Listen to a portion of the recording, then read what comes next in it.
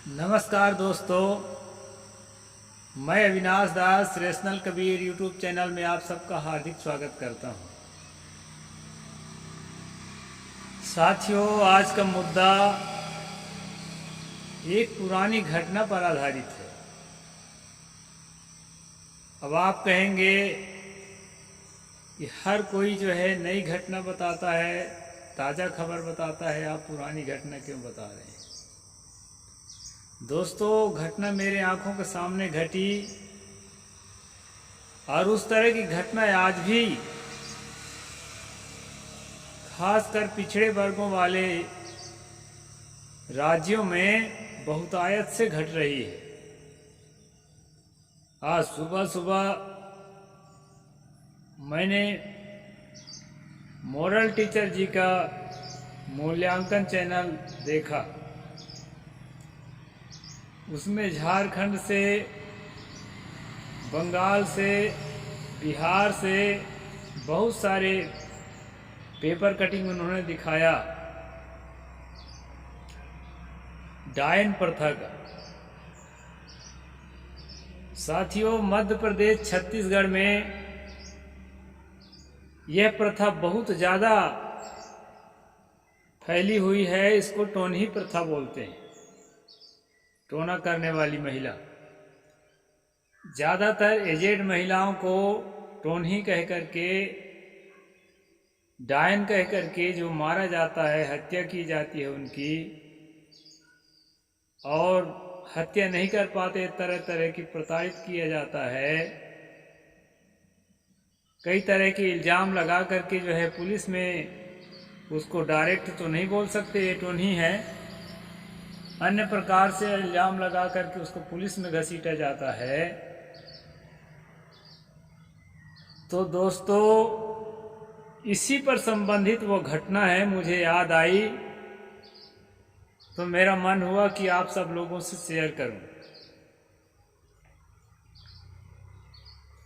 मैं तब तक बहुत छोटी उम्र का था दोस्तों। उस टाइम पर घटना ये घटी कि एक जो पुरुष था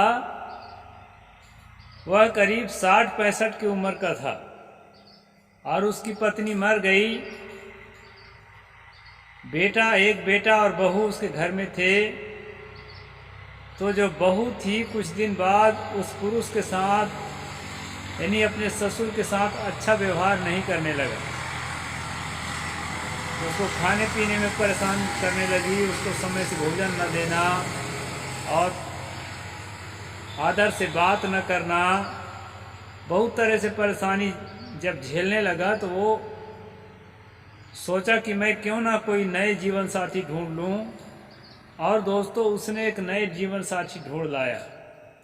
संयोग ऐसा था कि बहू से भी कम उम्र की थी वो सास, जो नई सास आई थी। अब दोनों में कंपटीशन चलने लगा, अलग अलग चूल्हा जलाने लगे। और साथियों, आंगन एक ही था और अलग अलग चूल्हा जलाने लगे। ससुर सास अलग और उसके बेटा बहू अलग। अब कुछ दिन बाद क्या होता है कि जो नई सास आई थी उस पर टोनही होने का इल्जाम लगने लगा और उसकी पकड़ पुरानी थी। बहू की सीनियर थी उस घर की, अगल बगल मोहल्लों में उसका जो है अच्छा खासा पैठ था। तो अगल बगल के मोहल्ले के जो महिलाएं थी वो भी उसको साथ देने लगी। और दोस्तों, जहाँ पर मेरा घर था उस समय, मैं बचपन की बात बता रहा हूँ, संन्यास लेने की बहुत पहले की, वो घर के बगल में ही वो लोग का घर भी था। तो साथियों, घटना ये घटती है कि पूरा मोहल्ला जो है एक हो गया और वो बेचारा बेचारी जो है पति पत्नी एक तरफ एक हो गए और पूरा मोहल्ला दुश्मन हो गया। कोई कहता था इसके घर से मैंने सब्जी लिया तो उसमें जो है बाल मिल गए, बाल का गुच्छा मिला। कोई कहा मुझे हड्डी मिला और कोई कहा जो है मेरे घर में हड्डी गड़ी हुई मिली। और बहुत तरह के इल्ज़ाम जो है लगाए जाने लगा उस महिला के ऊपर। फिर घटना ये घटती है दोस्तों कि आसपास हमारे इलाका में जो गुनिया होते हैं, गुनिया के मुखिया को पंडा कहते हैं। एक पंडा के अंडर में अनेक गुनिया होते हैं। वो सारे गुनिया और पंडा एक जगह होके उस आंगन में बड़े बड़े नगाड़ा ला करके बजाने लगे और झुकने लगे। झुकना आप न समझते होंगे, झुकना उसको कहते हैं देवी देवता के नाम से जो है, देवी देवता हमारे सिर पर आया है, हमारे में सवार हुआ है, ऐसा करके नाचते हैं। एक तरह का अलग टाइप का डांस है वो, देवता डांस या भूत डांस कहा जा सकता है। छत्तीसगढ़ के लोग तो जानते हैं, दूसरी जगह के लोग शायद न जानते हों। तो इस प्रकार से जो है झुकने लगे दोस्तों। और झुकने वाले क्या करते थे, कांटा के पहले से लाए थे वो लोहे के कांटा वाला जो कील वाला जो है पीढ़ा लाए थे, चौकी उस पर बैठते थे, आग जला लिए और आग पर जो है चलते थे, अंगारों पर जल्दी जल्दी पैर रख करके। इस प्रकार से अपने शरीर को जो है चिमटा से वो पीटते भी थे और यहाँ जो है दोस्तों छेद करते थे, यहाँ भुजा में भी छेद करते थे। इस तरह से जो है उसमें कुछ दवा लगा लेते और छेद करते थे। बड़ा विचित्र मैं देख रहा था, हम कई बच्चे देख रहे थे और हमें भी लग रहा था कि हाँ कुछ तो है। साथियों, पिछली पीढ़ी के लोग जिन बातों पर अटल विश्वास रखते हैं और उसकी चर्चाएं चलती है विश्वास की, तो अगली पीढ़ी के लोग को भी विश्वास पक्का हो जाता है कि ऐसा होता ही है। जो लोग पुलिस की नौकरी करते हैं तो उन्हीं प्रथा के खिलाफ जो है लोगों को अरेस्ट करते हैं, वो लोग स्वयं उन्हीं प्रथा को सही मानते हैं, डायन प्रथा को। उनमें बहुत से पुलिस वाले कहते हैं भाई हम कानून से बंधे हैं इसलिए हमको कार्रवाई करनी पड़ रही है। होता तो है, तो नहीं होती है, डायन होता है, लेकिन हम क्या करें, कानून से बंधे हैं, हमको कार्रवाई करना पड़ रहा है। ऐसा कहते हुए कई पुलिस वालों को भी मैंने सुना है। दोस्तों, पुलिस वाले तो छोड़िए, मेरे संपर्क में, क्योंकि मैं आयुर्वेद से वैद्य का काम करता आया हूँ, मेरे संपर्क में कुछ जो है एलोपैथिक डॉक्टर्स हैं, MBBS हैं, MD हैं, MS हैं। छोटे छोटे डॉक्टरों की बात नहीं करता।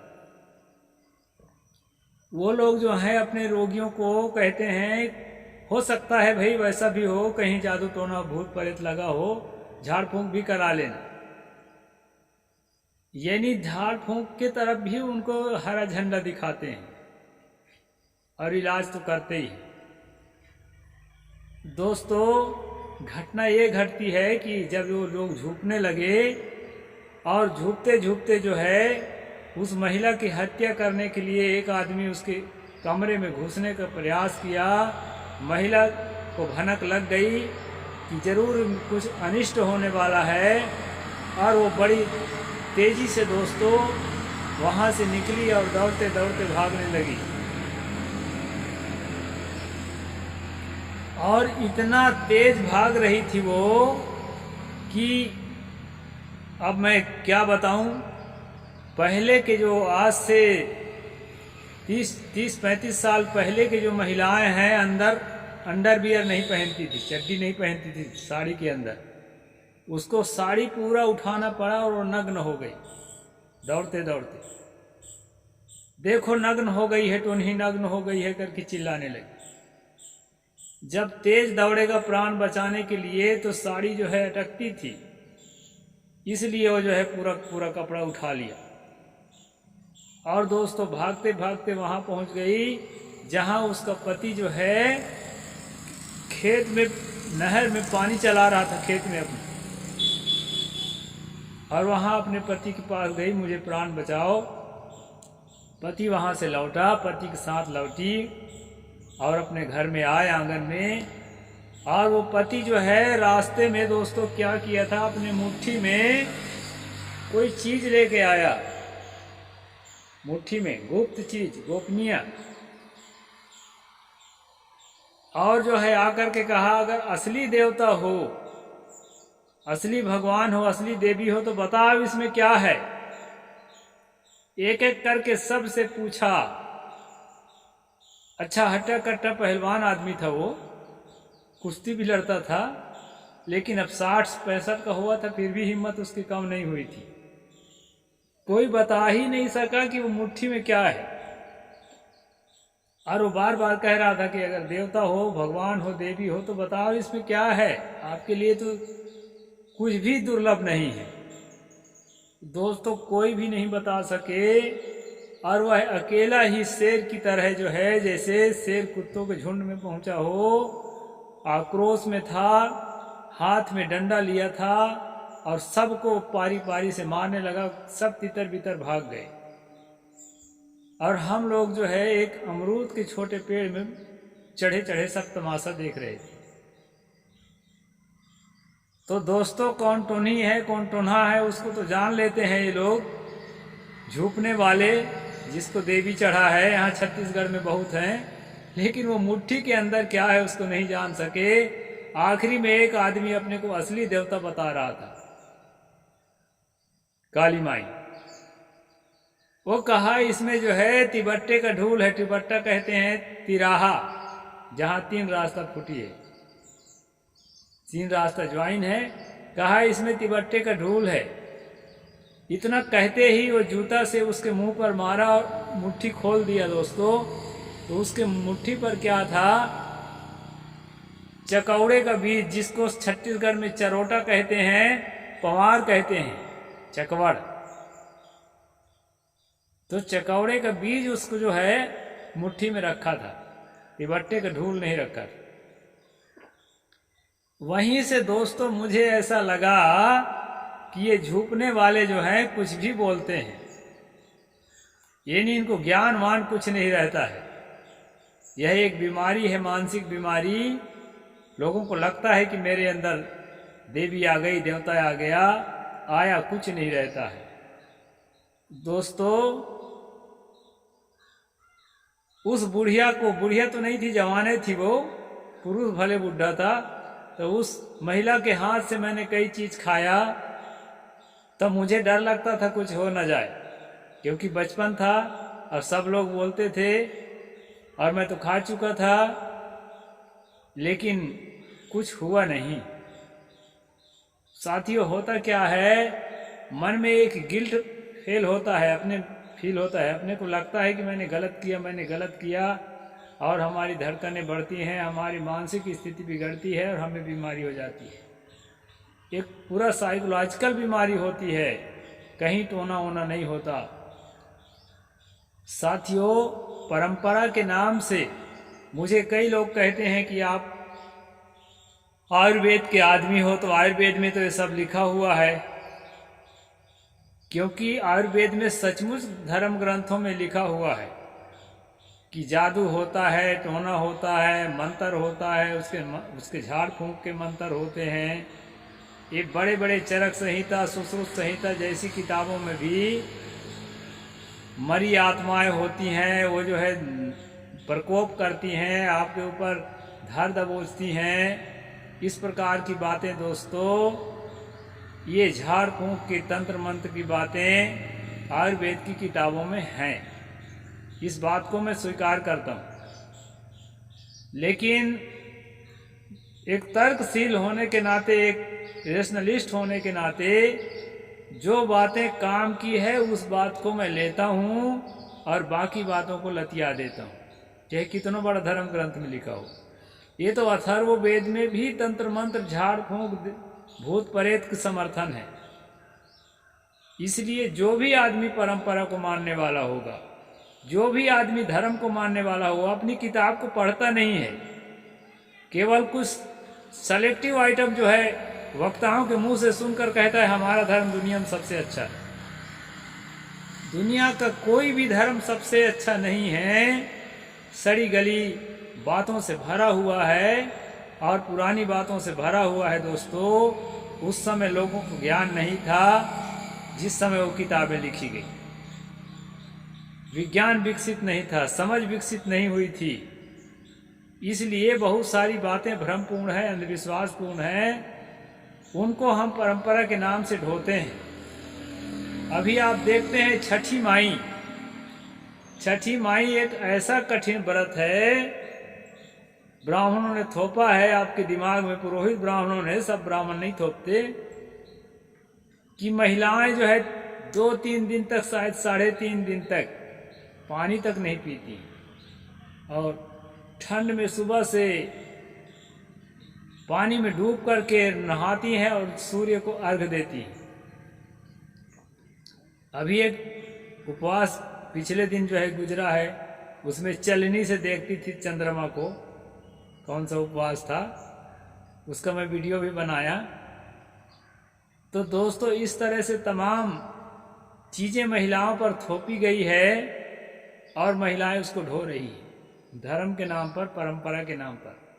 और ये सब के सब जो है खोखली हैं और झूठी हैं। हमें तर्कशील बनना ही होगा।